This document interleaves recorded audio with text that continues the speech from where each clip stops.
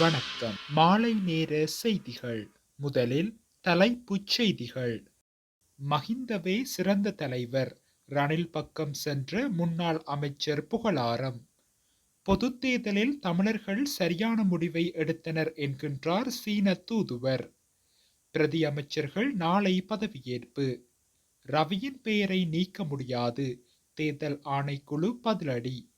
சவால் விடுக்கும் கட்சியாக எழுச்சி பெறுவோம். ஸ்ரீலங்கா பொதுஜன பெரமுன தெரிவிப்பு.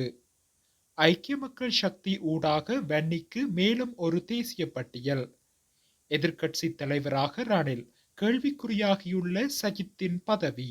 தொடர்வென விரிவான செய்திகள்.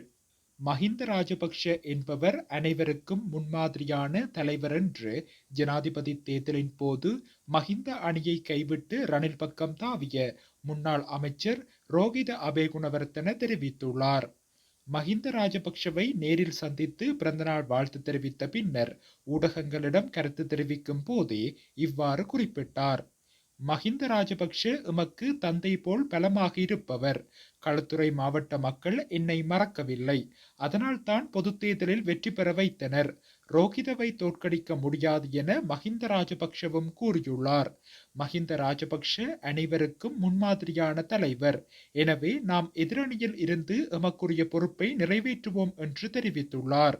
பொது தேர்தலில் ரோகித அபேகுணவர்த்தன களுத்துறை மாவட்டத்தில் சிறந்த சின்னத்தில் போட்டியிட்டு வெற்றி பெற்றுள்ளார். அண்மையில் நடைபெற்ற நாடாளுமன்ற தேர்தலில் தமிழ் சமூகம் ஒரு சரியான முடிவை எடுத்திருக்கின்றது என்றே நான் நம்புகின்றேன்.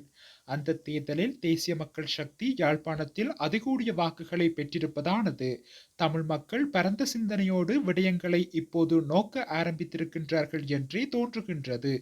இவ்வாறு இலங்கைக்கான சீன தூதுவர் கீ சென் கொங் தெரிவித்துள்ளார்.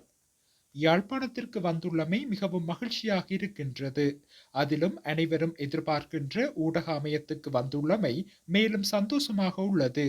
வடக்கு மாகாணத்தில் வாழுகின்ற எங்களுடைய சகோதர சகோதரிகளின் வாழ்க்கை முறை எவ்வாறு இருக்கின்றது, அங்கு அவர்கள் எவ்வாறு வாழ்கின்றார்கள், இந்த வாழ்க்கையை எவ்வாறு கொண்டு செல்கின்றார்கள் என்பவற்றை அறிந்து கொள்வதே எமது இந்த பயணத்தின் நோக்கமாக உள்ளது. இலங்கை வரலாற்றில் முதல் தடவையாக மிகப்பெரிய அளவில் தேசிய மக்கள் சக்தி வெற்றி பெற்றுள்ளது. அதுவும் தெற்கை மையப்படுத்திய ஒரு தேசிய கட்சிக்கு யாழ்ப்பாணத்திலும் மிக பெரும்பான்மையாக ஆதரவு வழங்கப்பட்டுள்ளது. பிரதி அமைச்சர்கள் நியமனம் நாளை மாலை இடம்பெறவுள்ளது என தெரிய வருகின்றது. அன்றைய தினம் காலை நாடாளுமன்றம் கூடி ஆரம்ப நாளுக்குரிய விடயதானங்கள் நிறைவடைந்த பின்னர் ஜனாதிபதியின் கொள்கை விளக்க உரையுடன் சபை ஒத்திவைக்கப்படும். அதன் பின்னர் ஜனாதிபதி செயலகத்தில் மாலை பிரதி அமைச்சர்கள் ஜனாதிபதி அனுரகுமார திசாநாயக்க முன்னிலையில் பதவி பிரமாணம் செய்யவுள்ளனர். 25 பிரதி அமைச்சர்கள் நியமிக்கப்படவுள்ளனர் என தெரிய வருகின்றது. புதிய ஜனநாயக முன்னணியின் தேசிய பட்டியல் உறுப்பினராக ரவி கருணாநாயக்கவின் பெயரை குறிப்பிட்டு வெளியான வர்த்தமானி அறிவித்தலை ரத்து செய்ய முடியாதென தேர்தல் ஆணைக்குழுவின் தலைவர் RMAL ரட்நாயக்க தெரிவித்துள்ளார். புதிய ஜனநாயக முன்னணியின் தேசிய பட்டியல் உறுப்பினராக ரவி கருணாநாயக்கவை நியமித்தமை தொடர்பான சர்ச்சைகள் தேர்தல் ஆணைக்குழுவுக்கு அப்பாற்பட்டது. கட்சியின் உள் விவகாரங்களில் எங்களுக்கு எந்த தொடர்பும் இல்லை. கட்சியின் செயலாளரால் தேசிய பட்டியல் உறுப்பினராக ரவி கருணாநாயக்கவின் பெயரை குறிப்பிட்டு உத்தியோகபூர்வமாக அறிவிக்கப்பட்டதன் பின்னர் வர்த்தமானி அறிவித்தலை வெளியிட்டு தேர்தல் ஆணைக்குழு தனது கடமையை நிறைவேற்றியுள்ளது. எந்த ஒரு சந்தர்ப்பத்திலும் வர்த்தமானி அறிவித்தலை ரத்து செய்ய முடியாது எனவும் அவர் மேலும் வலியுறுத்தியுள்ளார்.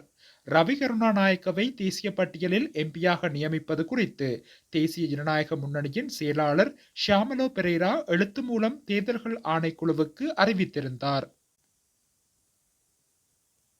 எனினும் இந்த நியமனம் தன்னிச்சையாக எடுக்கப்பட்டதாக குழப்பநிலை ஏற்பட்டுள்ளமை குறிப்பிடத்தக்கது. 2029 ஜனாதிபதி தேர்தலில் தேசிய மக்கள் சக்திக்கு சவால் விடுக்கும் பிரதான அரசியல் கட்சியாக நாங்கள் எழுச்சி பெறுவோம். முன்னாள் ஜனாதிபதி ரணில் விக்ரமசிங்கவை நம்பிச் சென்று தோல்வியடைந்தவர்கள் எம்முடன் இணைந்து கொள்ளலாம் என ஸ்ரீலங்கா பொதுஜன பெரமுனவின் நாடாளுமன்ற உறுப்பினர் TV சாணக்க தெரிவித்துள்ளார். பாரிய எதிர்பார்ப்புகளுக்கு மத்தியில் ஜனாதிபதி அனுரகுமார திசாநாயக்கவுக்கு மக்கள் ஆணை வழங்கியுள்ளார்கள். கடந்த கால அரசாங்கங்கள் மற்றும் ராஜபக்சர்கள் தொடர்பிலும் ஜனாதிபதி பல குற்றச்சாட்டுக்களை முன்வைத்துள்ளார். மக்களுக்கு வழங்கிய வாக்குறுதிகளை நிறைவேற்ற வேண்டும், அதேபோல் குற்றச்சாட்டுக்களை சட்டத்தின் முன் நிரூபிக்கவும் வேண்டும். நாடாளுமன்ற உறுப்பினர்களின் எண்ணிக்கையை கொண்டு அரசியல் ஸ்திரத்தன்மையை தீர்மானிக்க முடியாது. முன்னாள் ஜனாதிபதி ரணில் விக்ரமசிங்க ஒரு தேசிய பட்டியல் ஆசனத்துடன் நாடாளுமன்றத்திற்கு வந்து ஜனாதிபதியானவர் என்பதையும் அவர் நினைவுபடுத்தியுள்ளார். வன்னி தேர்தல் மாவட்டத்திற்கு ஐக்கிய மக்கள் சக்தி ஊடாக மேலும் ஒரு தேசிய பட்டியல் பாராளுமன்ற பிரதிநிதித்துவம் கிடைக்கப்பெற்றுள்ளது. அந்த வகையில் பாராளுமன்ற உறுப்பினர் ரிஷாட் பதியுதீனின் தலைமையிலான அகில இலங்கை மக்கள் காங்கிரசின் முக்கியஸ்தரான முகமது இஸ்மாயில் முத்து முகமது என்பவருக்கே குறித்த தேசிய பட்டியல் வழங்கப்பட்டுள்ளது. அகில இலங்கை மக்கள் காங்கிரஸ் ஆனது இம்முறை பொது தேர்தலில் அம்பாறை மாவட்டத்தில் தனித்து போட்டியிட்டு ஒரு ஆசனத்தை பெற்றுக்கொண்டதுடன் வன்னி உட்பட ஏனைய மாவட்டங்களில் ஐக்கிய மக்கள் சக்தியுடன் இணைந்து போட்டியிட்டிருந்தது. அந்த வகையில் ஐக்கிய மக்கள் சக்திக்கு கிடைக்கப்பெற்ற 5 தேசிய பட்டியல் ஆசனத்தில் ஒன்று அகில இலங்கை மக்கள் காங்கிரசுக்கு வழங்குவதற்கு இன்று தீர்மானிக்கப்பட்டுள்ளது.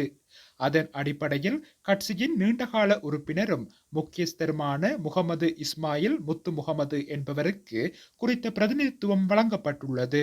இவரது நியமனத்துடன் வன்னி மாவட்டம் 9 பாராளுமன்ற பிரதிநிதித்துவங்களை பெற்றுள்ளமை குறிப்பிடத்தக்கது. முன்னாள் ஜனாதிபதி ரணில் விக்ரமசிங்க புதிய ஜனநாயக முன்னணியின் தேசிய பட்டியலில் இருந்து நாடாளுமன்றத்திற்கு பிரவேசித்து எதிர்க்கட்சி தலைவராக பதவியேற்க உள்ளதாக அரசியல் வட்டாரங்கள் தெரிவிக்கின்றன. அதற்கு ஐக்கிய மக்கள் சக்தியில் உள்ள பல எம்பிக்கள் ஆதரவளிக்க உள்ளதாகவும் குறிப்பிடப்படுகின்றது. சஜித் பிரேமதாசவுடன் இணைந்து தேசிய மக்கள் சக்தி அரசாங்கத்திற்கு குறிப்பிடத்தக்க சித்தாந்த சவாலை முன்வைக்க முடியாது என அந்த எம்பிக்கள் குழுவின் பெரும்பாலான உறுப்பினர்கள் அபிப்பிராயப்பட்டுள்ளதாகவும் குறிப்பிடப்படுகின்றது. அந்த நிலைமையின் அடிப்படையில் அவர்களில் ஒரு குழு ரணில் விக்ரமசிங்கவின் எதிர்க்கட்சி தலைமையின் கீழ் செயற்பட தீர்மானித்துள்ளதாகவும் அறிய முடிகின்றது. புதிய ஜனநாயக முன்னணியின் தேசிய பட்டியலுக்கு நியமிக்கப்பட்ட எம்பி ஒருவர் பதவி விலகி அந்த வெற்றிடத்திற்காக நாடாளுமன்றத்திற்குள் நுழையும் வாய்ப்பு ரணில் விக்ரமசிங்கவுக்கு வழங்கப்படவுள்ளதாக தெரிவிக்கப்படுகின்றது.